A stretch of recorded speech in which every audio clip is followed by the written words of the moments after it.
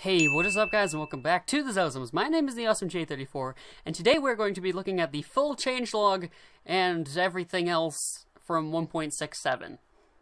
So, my last video, which was for 1.63, I believe, I did a dev server kind of overview before it was released, like a day before it was released, and it actually worked out pretty well. If you guys... Yeah, I mean, you probably don't want to watch it, but, I mean, if you want an example, just go... I'll have a link in the upper right-hand corner. I mean, not like you care. But I'm going to do this again and see how you guys go with it. So, first things off the bat, is weapon stabilization for some ground vehicles. Now, historically accurate, well, actually, Gaijin followed the historically accurate route and actually gave weapon stabilization of certain accuracies to certain vehicles that had it, such as, like, the Chieftain, for example, and stuff. I will have a link on... Well, actually, I won't have a link on screen. I will have Gaijin's GIF on screen showing it. Pretty cool. So, next up, we also have the new exhaust flames for aircraft. Now, we've always had the exhaust in the game. They've kind of just sat there and be pretty. Now we actually have flames coming out of it. However, the one part is it isn't very historical. Now... I mean, it still looks really cool and all that. Once you, I mean, idling, it's very small blue flames that come out of the engine. Around 90% for some aircraft. The flames are a combination of kind of orange-blue, and they're happening from every single one of the exhaust vents. And once you hit 100% throttle, it's orange from almost all the exhaust vents. You can test this out in a night test drive. I will have a little video on screen right now that shows the F-82 in night test drive. It looks pretty cool. I mean, it's not historically accurate at all, but it's still pretty cool. So up next, we have two new locations for Gaijin's shitty game. Except it's not very shitty, it's pretty good. So, first things first, we have the Ardennes. Now, this is a pretty good map, I would say, even of myself. I haven't explored it yet. I mean, by the time that this video goes out, I will have an exploration of it on the screen, but, you know, it looks pretty cool. It kind of looks like it'll just be another Eastern Europe, kind of mixed with Battle of Hurricane Forest. I mean, I think it'll be good. Now, we also have another Air Arcade map. As usual, I'm not going to launch into anything with this video-wise. It's an Air Arcade map. It looks kind of pretty. It's for arcade. I don't really care. So, next up, we have the new Assault game mode, which is what the patch is named after. So, the Assault game mode is PvE. And the way that they've done it thus far, I can't really explain to you, because I haven't tried the tank one yet. AKA, there is no tank one at the moment. This is the first day of the release, by the way, that I'm recording this, so don't expect too much. So the PvE that they have up right now is you against, top tiers. Well, actually, it's basically you can bring a top tier or anything below. Matchmaking really doesn't give a shit because it's arcade matchmaking. But on top of that, I've gotten to one match and I've had an F2 Saber along with a Banshee and an IL-2 Cervic. Because, you know, realism. And we were fighting off G8Ns. The G8 NAI are super overpowered.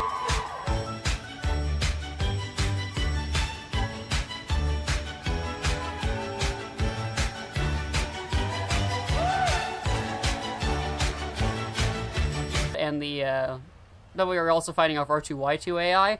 The R2Y2 AI is actually pretty good in the form of, like, killable-wise. I mean, they don't fire at you or anything. They just kind of fly in a straight line and wait for you to kill them.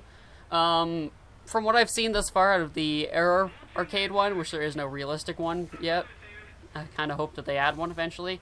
For what I've seen out of the Air Arcade one, though, it performs kind of like the PvE event they had a while back that you were on, like, you would face waves of enemies and, like, T-3045s, T-4400s, SU-100s, and an IS-2 and stuff. And, near the, like, you had to protect a certain building or something, I don't remember. But it's kind of the same thing with the Air Arcade, and I'm guessing it's going to be kind of the same thing with the, Ground Arcade, or Ground Realistic, whenever they add that shit. You kind of have to protect something. I mean, I lost the match I was in because of, we lost the thing we were supposed to be protecting, which I have no idea what it actually was. So, you know, that doesn't really help anything at all. So, right, so up next, I mean, it's a very good main mode, but up next we are going to be talking about the ground vehicles that have been added. So for Germany, we now have the RU-251 Speerpanzer, which, in my opinion, is going to be the stupidest piece of overpowered crap at 6.7. It has basically the same, well, actually, it has almost the exact same heat shell as the, Heat FS, I should say, as the Scorpion does. But see, the thing is, just because it has the same heat shell as the Scorpion, and the Scorpion performs well at 6.7, it's not a Scorpion, Gaijin. This is the fastest tank in the game at 6.7. This has 1,216 meters a second velocity at 6.7 on the Cheat FS. This is 320 millimeters of penetration at all ranges at a 90-degree slope with Cheat FS at 6.7. Honestly, it's not going to be balanced at all. I'm expecting it to get up-tiered to at least 7.3 before it actually starts being balanced. I think it belongs, though, at around 7.7. Because historically, it should be up there with the Leopards. It was developed at the same time as the Leopard. It's basically a baby Leopard. So yeah. Moving on from actually staying at Germany, we also have a new derp gun for Germany, the Sturmpanzer II. It's essentially a Brumbar, except at low tier. Maybe I haven't tried it out yet. I know Fly has tested it out. Meh. It seems kind of meh to me. So, I mean, I'll probably make a derp gun review on it, because, you know, derpy reviews. Up next, we have Russia, which has received the IS-6. Not going to talk much about that. I mean, it's an IS-6. We're also getting the 29K, which is a Gaz truck with a 76mm stapled onto the back of it. Basically, it's Russia's equivalent to the Flak 88. And then they're also getting the Su-51, which is a kind of, well, in World of Tanks, it's a artillery piece, but here it's just going to be kind of a derpy tank destroyer. It only has, like, it's one of those tanks that only has a few shells, so you gotta kind of conserve the ammunition with it. Moving on to Japan's ground vehicles, we are getting the Type 87, which no one really cares about, the Type 95 Rogo, which I haven't looked at yet, and the Type 60 ATM, which is the first ATM in the game. It's also Japan's first missile tank in the game. Moving on to the Americans, we are getting the T-34 as a main tech tree variant of the T-29. 120mm gun. Haven't looked at the ammunition choices for it yet, but hold on, I have my game open right here. Let's pull it up. Research, Army. Okay, so a lot of people are complaining that it might only have APDS, and actually not IPDS, AP and HE, or maybe, I don't know. Let's see the shells. So it only has AP and HVAP, when historically there is evidence of it having APDS, Cheat FS, and other such shells, including Hesh, too. I think they're going to try and get that changed. I mean, they did the same thing. I mean, they've already dug around and they've already found the files. I will have a link to Many Miles Away's video in the upper right-hand corner right now. He talks a whole bunch about finding the evidence and stuff for the T-34's shells and stuff. So, yeah. Moving on, we have the T-14 as a premium heavy tank. It is basically just a bigger Sherman. Is it worth it? I don't know. Probably not. So yeah. And then we are also receiving the M8 Scott in the tech tree. So everyone else who had the M8, well, congratulations, you're still special. Because the M8 that we got as a premium event tank, basically, was a long 75, I believe. This is the short 75 derp gun. So, I mean, that'll be kind of fun, I guess. Moving on to our final tree, we have Britain. So Britain, this update, received the Centurion Mark I and the FE4005. Centurion Mark I is a Centurion Mark III with a different turret and a 17-pounder. I haven't checked the stats of it all that much yet, so that'll be fun. It's going to be one of my favorite tanks. I'll probably have a review on it eventually. And the FE4005. This is an upgunned version of the Conway that has an 183mm gun that is basically devastating. However, it has a turret that can be penetrated by a Russian machine gun. So, I mean, I wouldn't expect too much out of it. Moving on to aircraft, we do have some revamped aircraft and some new aircraft. So first things first, we're going to go over Russia with the DB3. Haven't looked too much into this vehicle, it's just another bomber. And then we also get an updated model for the IL-4, which is pretty good, I guess. I mean, I don't really care, but updated IL-4 model, sure. Now, the only change that Germany got this whole patch was all of the Ju-87s received updated flight models. The bomb cradle actually performs too, along with several other aircraft that have bomb cradles in the game right now. So if it has a bomb cradle, it'll work as bomb cradles were supposed to work. Moving on to Japan, we are getting the Kai-67-1 Ko and the Kai-67-1 Otsu. They kind of just looked like, to me, a better version of the G4M, so we'll have to see. Moving on to America, we are getting the A-26 B-50 and the B-10B. Now, the A-26 B-50 is going to be a mainline thing. However, I mean, it's not a premium like the A-26 C5 is, which I do have. I mean, I made a video on that. You guys can go watch that. Another link in the upper right-hand corner. Wow, this is like the most links I've ever had in a video. I'm professional. But, yeah, actually, I think I can't tell. I think my C5 video on the, yeah, I think that video is trash. I mean, you can go watch it anyways. I mean, it's not going to make a difference. Like, anyone cares. So the A-26 B-50 is going to be a mainline version of the A-26. It is going to have 8 50 cals in the nose, and it's going to have 14 50 cals overall. I don't know where they're fit everywhere, but there's a lot of 50 cals on it. It's going to be a head-on monster. It's basically a high-tier B-25 at that. Basically same bomb load as the A-26 C5, and, yeah. And then a low tier, we're getting a very ugly yet fast plane, the B-10B. Really not going to care much for it because it's a premium. Yeah, I highly doubt anyone's going to care much for it. So moving on to Britain, we are getting the Lincoln B Mark II, which just is another bomber to add to the bomber line. I mean, people are going to have fun with it because, you know, it's a bomber. I mean, I'll have to check what its bomb load is. I mean, when they added the Halifax, the bomb load that what it has right now is actually pretty good, but now it's being rivaled by the Blumenvoss, so can't speak too much about it. And then for Britain, they also redid the Spitfire Mark II B's model. So, mechanics-wise, we have updated the game mechanics of the room lobby, as represented in the aircraft SB lobby, apparently. I will have to check that out. And then the assault co-op missions are temporarily available for aircraft only. Test drive has been added for Japanese ground vehicles.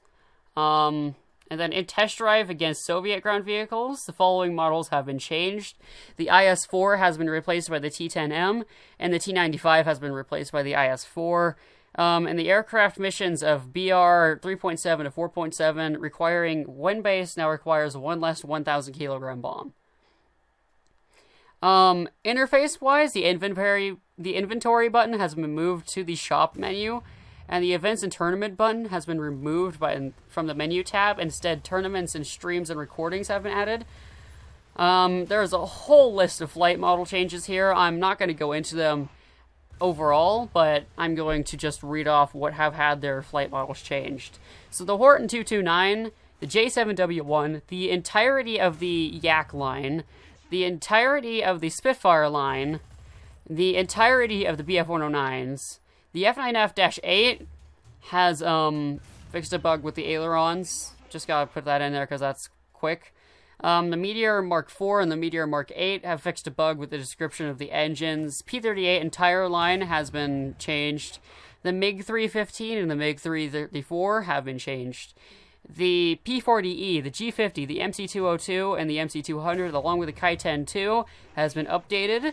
The Dornier 335 entire line has been changed. The Typhoon entire line has been changed.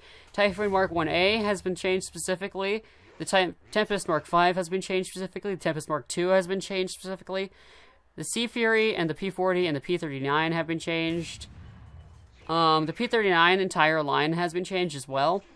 The Ki-84 entire line has been changed. The P-47 entire line has been changed, along with the Ki-83 for the same thing as the P-47s. The Lincoln Mark II has been configured to the datasheet. Ki-61 has been configured to the datasheet. DB3 has been configured to the datasheet. And the A-26B has been configured to the datasheet.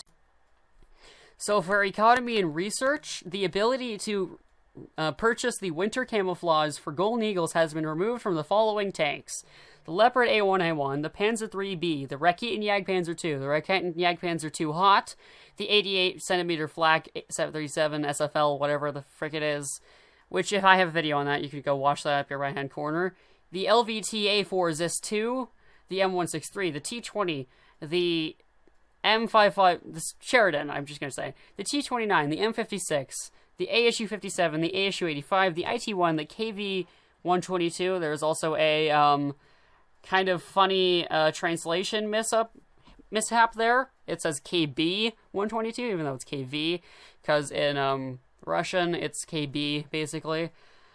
Object 906, ZIS-43, Type 62, T-62, ZSU-23-4. From now on, these camouflages must be obtained by unlocking them, actually. You can't research camouflages. The Challenger has been moved from rank 4 to rank 3.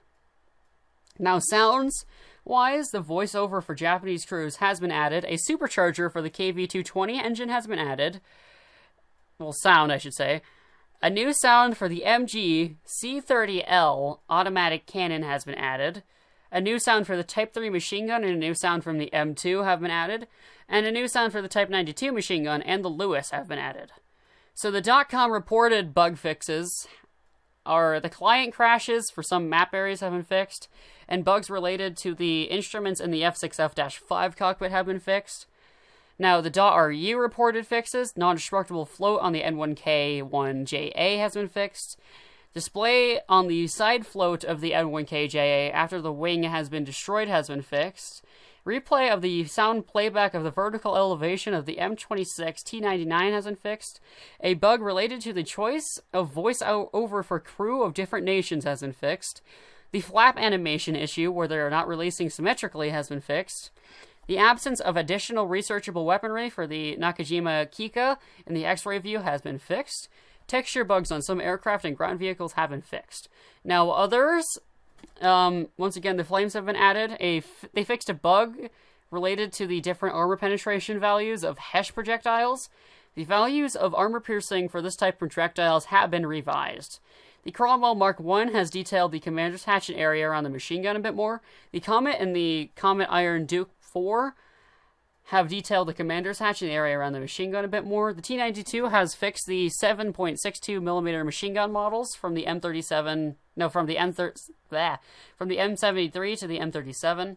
The FE 4004 has the machine gun model been changed from a Bisa to a Browning. The Sheridan has had its max speed corrected from 40 to 69 kilometers an hour. The ammo racks at Tier 5 are now more detailed, divided into The ammo racks of tanks at rank 5 are now more detailed, divided into a larger number of modules. The add-on armor modification now increases the mass of the vehicle depending on the amount of elements. And additional reward decals for regular login to the game has been added. That's pretty good. Free decals, I mean. So there has been a lot of changes to a lot of aircraft. Not really going to go into them. Weapon stabilization.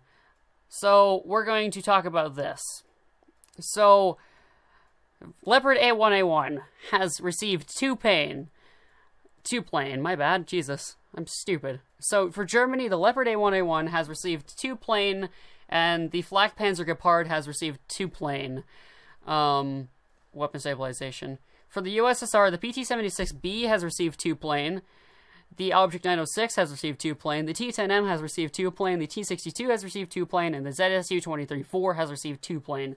For America, the Sheridan has received 2 plane, the M60A1 has received 2 plane, the M3 and M3A1 have received single plane verticals, the M5A1 has received a single plane vertical, The M4, M4A1, and M4A2 have received single-plane verticals, along with the M4A1 76, the M4A2 76, and the M4A3 76 have received single-plane verticals.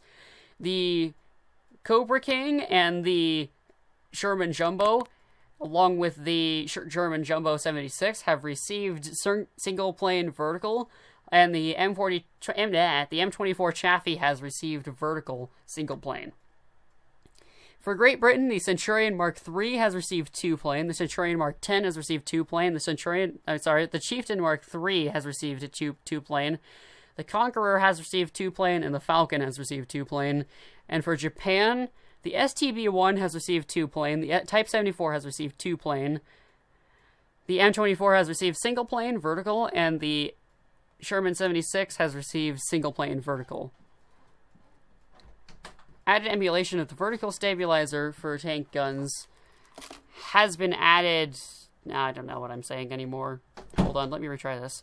Added emulation of the vertical stabilizer for tanks with guns, with the guidance of which has been made of the help of a shoulder stop.